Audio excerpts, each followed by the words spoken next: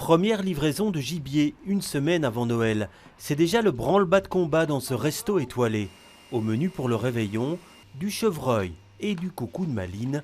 Et il s'agit d'être méthodique. C'est le début des préparations, donc on va nettoyer les chevreuils, les portionner, profiter qu'ils sont sur l'os pour faire nos sauces également.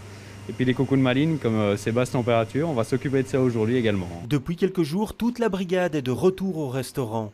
Olivier d'habitude travaille en salle, mais aujourd'hui, il prête main forte à la pâtisserie. On est en train de préparer les gâteaux.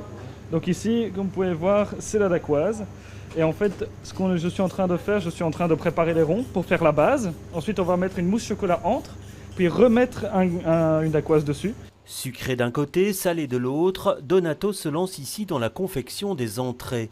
Préparé à l'avance, c'est un défi. On doit avoir, comme je dirais, une longueur d'avance.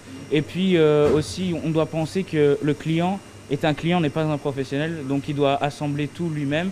Donc c'est pour ça qu'on met aussi plein d'étiquettes partout, plein d'instructions pour pouvoir justement donner la meilleure de la qualité à nos clients. Et c'est aussi un casse-tête pour l'hygiène. La différence du restaurant, c'est qu'on prépare une denrée alimentaire, elle est servie directement au client.